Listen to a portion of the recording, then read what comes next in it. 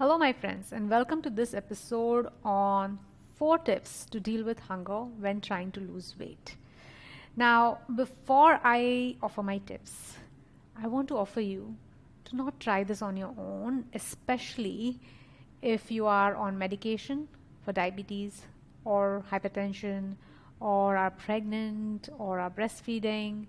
Anytime like that hunger can like really push into hypoglycemia and you're like old or really young. I would want you to do it under supervision, like tell someone else that you're doing this or hire me as a coach. I do that work, accountability work. Anyway, so don't try it on your own if you are not well. Also, I recommend sitting with hunger only if you have planned a balanced and a nutritious meal for yourself 24 hours ahead of time, where you know that you're not going to starve yourself. We are going to sit with hunger only between those planned meals that you have actually planned, say 2 meals or 3 meals or whatever number of meals that you have planned. You are only going to sit with hunger in between those meals. So I generally, like when I start coaching my clients, I advise them to take it easy. We are not in a hurry and we want to practice trusting the mindset process that I teach instead of just like going on a diet. I don't want you to do that. So before I give you the tips, and you want to start trying this process, first understand where you are first of all. So start charting the number of meals you are having, say for a week. Do that work, like document what you're eating, breakfast, lunch, dinner, snacks, like everything that goes in your mouth needs to be written. Once you do that work for a week, then you start planning the way you normally eat for a couple of weeks to generate awareness, and then every week reduce one meal until you start losing weight and maintain that. So say suppose if you start losing weight with 2 meals a day and you keep doing that until you keep losing the weight. If you hit a plateau where you still need to lose weight and you're just not losing weight with 2 meals a day, I don't recommend going on 1 meal a day, because that is something which is not sustainable. I instead recommend to change the kind of food that you're eating in those 2 meals a day. So I don't want you to really do those long fasts, because what happens is once my clients get into this habit of sitting with hunger, it becomes very easy. They're like, it's very therapeutic that way. So they actually prefer going on long fasts, like 1 meal a day, or they fast for 48 hours. Now, some have found success with it, like short-term success, like they will lose weight fast. But we want to aim for a long-term success and not short-term ones. So I'm still not your coach, and even if I'm your coach, I still don't like force my clients to do something. I want them to try it on. Like if they want to try 1 meal a day, I say like, okay, go for it. We'll see in a week's time what happens. And they generally come back with overeating whenever they're eating. That happens, or it just doesn't, it's not sustainable. Like we do this work, right, like on a weekly basis, and we see that eventually they go back to like 2 meals a day, 3 meals a day, snacking. All of that happens. So we need to keep it in a very luxurious, balanced, nutritious way of eating. So let's start with our tips. So tip number 1 is understand what hunger means to your body and your brain. And I'm going to ask you a few questions, and if you want, you can pause this video or audio and answer them, right? Like that's what we do in coaching. We ask you questions and I want you to answer them, like get to those answers, because otherwise it's just swimming in your head. So tip number 1 is understand what hunger means to you, right? And then you understand that by answering these questions. So the first question is, how do you feel when you think that you will be hungry? How do you feel, right? Like just like hunger, what does that create for you? Like for me, sometimes it would be like scary. Like many of my clients, they would be like, I can't imagine. I don't want to ever be in that situation. Like it's a very primal response to avoid hunger, because hunger means that we might die. Like if we don't get food, we might die because we don't have enough stores, right? Like, but right now, if you're trying to lose weight, you have enough stores on you. So your brain and your body won't let you die because it will access those fat stores. Like scientifically speaking, it will go there. But your mind can do weird things. So be very clear about what your brain is actually telling you. Is it scared? Is it restless? Do you feel the deprivation ahead of time when you think of hunger? And if you do that, that's coming from a thought, right? Like you're thinking that I'm never going to get food or something like that, very unconscious belief which is coming up. So explore those beliefs, like what do you feel, and what is the thinking which creates that feeling? Like why do you feel scared that you might get hungry? Like why is that so scary, right? For some of us it can be scary because it's like, but what if I never get food? I mean, like, is it even true? You will get food. I mean, you got so much food until now that it's like all stored as fat. So it's not even true, right? Like our brain is doing that unconscious thing constantly. So the next question is, do you take massive action to spend time figuring out what and when to eat your next meal? Now, this is what I always did. This is what my clients do all the time. But I can only tell you the real-time experience of myself because I'm in my mind all the time. But this is what happens. We are constantly thinking of food. Constantly thinking of food. And that means it can look like I am like after eating something, for a moment I feel good. Like, okay, I'm replenished, I'm not thinking of food. But suppose if I had a cup of tea, like sometimes I'm just thinking, okay, when can I have the next cup of tea? I do that in between meals. Okay, what can I eat now? Like I want some dessert. Where can I get this? Or like, do you do that? Like, are you like consumed with food conversation on your phone? Are you chatting to someone about food? Or are you talking to people around you about food? Or are you like seeing food videos? Or are you seeing recipes? Or do you just fantasize about food in between meals? Like what's happening, right? Like are you consumed with food conversation constantly? And the next question is, when was the last time you actually felt hungry? Now, we do remember mostly what hunger feels like, but it's almost an unconscious habit to avoid hunger. We know very well, it's like, I mean, of course, I've been hungry, right? Like, we have been hungry when we were in school during a class, or when we were working, or while we were traveling, we were stuck somewhere. But now, somehow, because you're at home or you have access to food, somehow your brain and your body won't let you be hungry. It's like, I don't even want to be hungry. I will give you food before you even become hungry. That is the problem, right? So when you answer these questions, these 3 questions, how do you feel when you think you will be hungry? Do you take massive action or spend time thinking about food? When is your next meal? And when was the last time you felt hungry? So these 3 questions might give you some understanding about what hunger means to you. Tip number 2 is repeat certain statements which I am going to offer you until you understand them. Now it's something like affirmations, but I won't just ask you to write affirmations or read affirmations. It doesn't work. You need to understand it and like feel it. Like, okay, it makes sense. Right? Sometimes I ask my clients like who want to practice some beliefs, I ask them to write that sentence and see what comes up for yourself. Like do a small thought brainstorming session around that thought so that you're like exploring what does that thought even mean.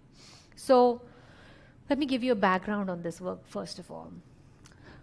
Our actions of eating are based on how we feel in our body. And there is an energy which makes us take actions which result us in eating, right? So we are feeling something like that urgency or like hunger sometimes, or like that over desire or desire, which makes us take actions of eating. Now this energy, this feeling, this desire for food comes from sentences in our minds. Like we think in sentences, we think in our language. Like animals, they don't have language. I mean, like a cat will do meow meow or a dog will do bow wow, right? They don't, that's why they don't, like they also are thinking, but their thinking is probably not as intricate. They are more like a feeling based, like we can never know actually. But anyway, human beings think in language, and we think the sentences are coming in our mind. Those sentences make us feel a particular way, right?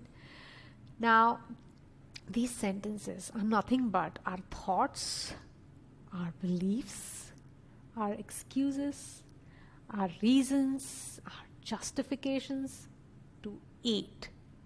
So these sentences actually make you feel in a particular way, which compels you to eat. So some of them are not even true, right? Like a sentence like, I can't be hungry. Like, what does that even mean? What do you mean by you can't be hungry? Like, of course you can be hungry. You have been hungry during your growing up years, but then some of us will be like, oh, that meant like there was trauma associated with it. And then we need to explore that trauma. I mean, not in coaching, but like you need to hire someone to clean that up. But you can be physically hungry because hunger is a sensation. You can sit with it, right? Or another belief is like, this is too much. I can't handle it. This is too much. I can't handle it. It's a sentence. Like, what does that even mean? Why we can't handle it? You are capable as a human being. You've done really hard things. And this is just something that you can try doing if you want to, right? But right now you don't want to. Or the other sentence is like, I need food now. Like, oh my God, the tantrum which goes on in our minds when it comes to food is like unbelievable. If you start documenting the sentences, you will find these sort of weird sentences. I want now, I want food, I want food, I want dessert, dessert, I want tea, tea, tea. That's what my brain will keep doing. So we have repeated these sentences in our mind like a million times. And like Hindu philosophy actually says that we have repeated them for lifetimes. So hardwired, right? And they produce this urgent desire to eat. And that's why it's in our genetic mapping, right? Like hunger cannot be tolerated. That means you need to eat something.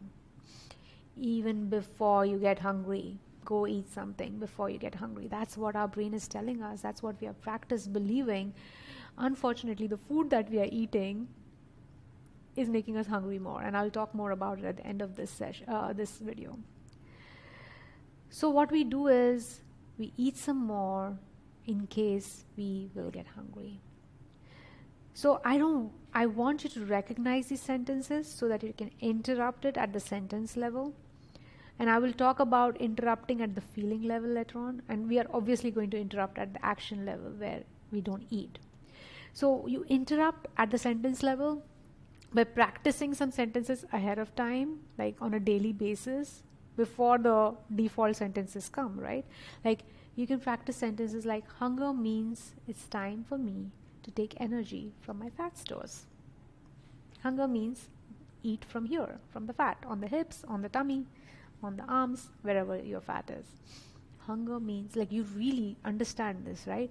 Hunger means, like, when I say understand and feel it, this is what I mean. Like, what does it mean? Hunger means it's time for me to take energy from my fat stores. If you don't eat, what's going to happen? You're not going to die. I promise you that. When you don't eat and you're feeling hungry, your body is going to go to glycogen stores in your liver and your muscles. Those are like sort of carbohydrate stores that body keeps in case it needs energy. It gets consumed every day almost. Once that is consumed, then it goes to the fat stores for energy. And that's how we lose weight. So if you want to lose weight, like what we do with exercising is when we exercise, we increase our body's demands. So apart from whatever we are getting from food, some exercise will also take off some energy, and that's how we lose weight. But You don't really need to do vigorous exercise. You can just like reduce your eating. At least ensure that you're not eating junk food, right? So hunger means it's time for me to take energy from my fat stores. The next sentence is, I have enough energy on my body even when I'm hungry. Because you do. Like there is always glycogen stores. And remember the last meal you had? Because we are planning, right, ahead of time. We are ensuring that we are giving ourselves that fuel every day. Nutritious fuel every day. Next one is, I'm going to have a nutritious meal soon. This is just in between meals, right? Like it's going to happen like in few hours. Next is like, I can handle hunger as a sensation. I can. Like this is a sentence, right? Like because you can handle hunger as a sensation, because you need to repeat these sentences. You need to remember to repeat these sentences. Last one I will offer you is like, I'm safe while I allow my hunger. I'm safe. I will not die. Because our primitive brain, our lower brain, our animalistic survival brain actually thinks that something very dangerous is going to happen if you don't eat right now. And it will make you eat unconsciously. So these are the sentences that you can practice it. At least one sentence you can practice every day. Something like, I can deal with hunger. I do that all the time. Like, I generally have 2 meals a day, and if I've shifted those 2 meals a little bit also, like instead of having a brunch, if I had breakfast, then at brunch time I'm going to get hungry and I'm going to experience hunger. And my brain is going to tell me, let's just have a cup of tea, nice sugary lemongrass tea. And I'm like, nope, this is just a sensation, I can handle it. And it's coming as long as I have sugar. And because this is what happens when you shift your meals. So don't shift your meals, because the hunger can be very annoying sometimes. Tip number 3, put a 10-minute timer. This is what I recommend. 10 minutes on your timer on the watch or on your phone. 10-minute timer. The purpose of this is like, we want to shift your mind's focus while you stay hungry for 10 minutes. Now, you can distract yourself when hungry by drinking water, by doing some exercise, by going on your phone, by smoking, by watching TV, by walking, by exercising. But that distraction just means that you didn't practice sitting with hunger. And it will come back once you're done losing the weight, once you finish losing the weight. And again, whenever you experience hunger, because you will, because you're a human being who eat sometimes the way they used to eat before, that might happen. Hunger will come back and you will eat, right? So I want to offer you a permanent change. Instead of distracting yourself, I want you to actually sit with the hunger with your eyes closed, focusing on where hunger is. It is just some noise in your stomach. Your stomach is just crunching. It's a muscle bag, right? It's just crunching. It's just some feeling in your stomach, some heat, some emptiness. And it comes in waves. It comes and goes, and then it stops. When your body comes to know that, when your stomach specifically comes to know that you're not feeding it, it just stops. It goes to the fat stores. So we want to give your brain and body a signal that you're not going to eat now. And if it needs energy, it will have to access the glycogen stores first, and then it will have to access the fat stores, because you're not feeding it. And you have those stores, and that's how you're going to lose the weight.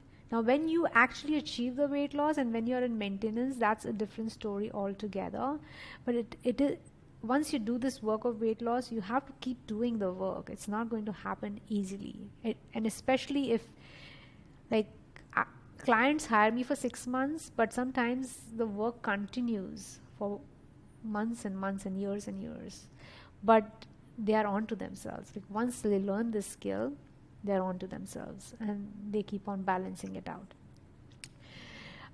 And which you might need support for further, and sometimes the work is for a year, sometimes it's for 1.5 years. So you continue doing the work, because this is a lifetime work. You don't need a life coach for a lifetime, but you need to do this work on a regular basis.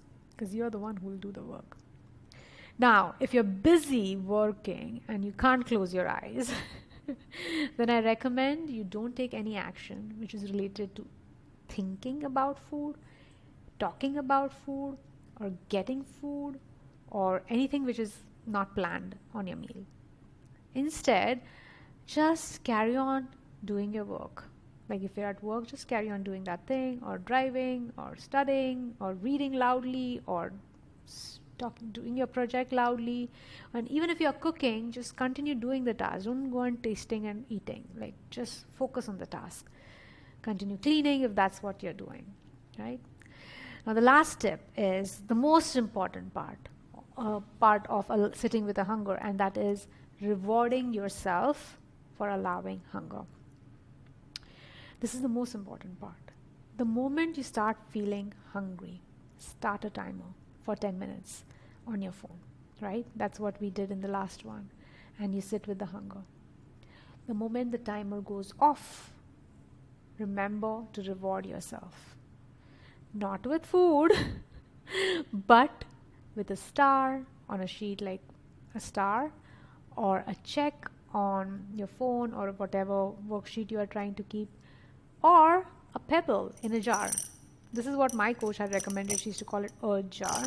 So you take this sort of like glass pebbles, if you can see, and every time you allow an urge, the timer goes off. I do like this. You hear the sound? Just hear it. And don't break it, but ding. So that's a dopamine hit by itself. It's like it's a reward in itself. So initially I didn't have access to this, so I used to use a sticker sheet. So I went and got some cool emoji stickers and I would give myself, and there was a time when I had like made a chart of like 100 boxes, and I was like, oh my god, every time when I would stick the sticker and fill up the chart whenever I was allowing the hunger, I was like so happy.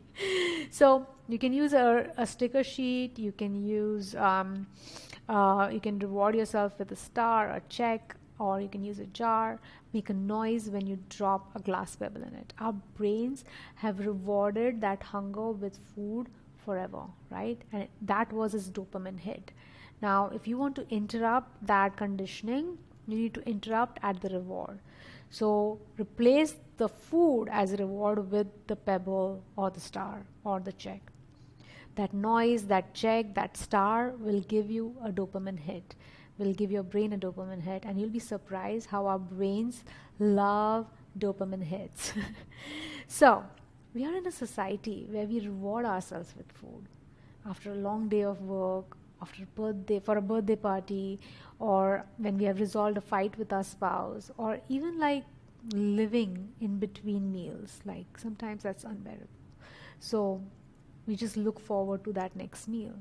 But we need to interrupt food as our reward and give something harmless as a reward, which has no net negative effect.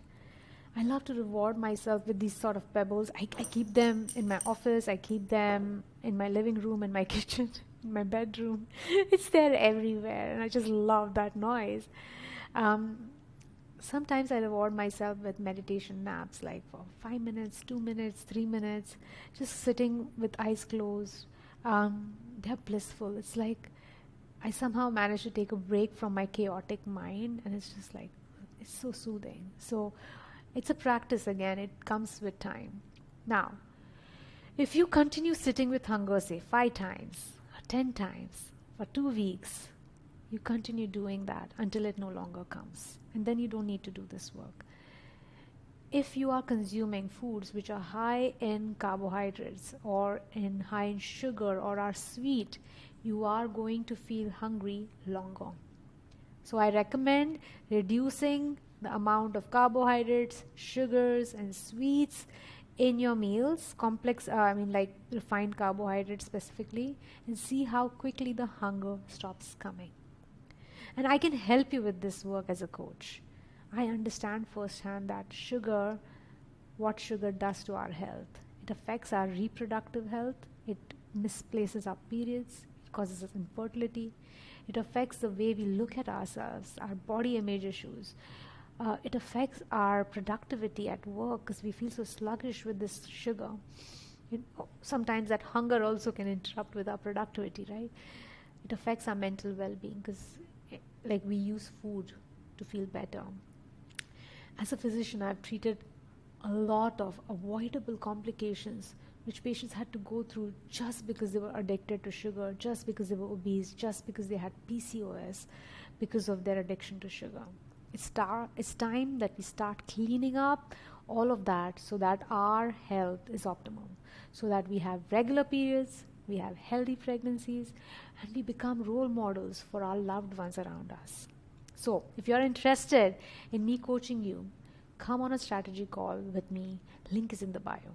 And before I leave, I just want to revise one more time the 4 tips so that you remember. Tip number 1, understand what hunger means to your body and your brain. Tip number 2 is repeat the sentences, the affirmations, until you understand them or feel them. Tip number 3, start using a timer, a 10-minute timer to sit with the hunger. And tip number 4 is reward yourselves for allowing that hunger and keep doing that process until it's no longer there. And reintroduce it whenever hunger strikes back. All right, my friend, that's it for today. I'll see you next time.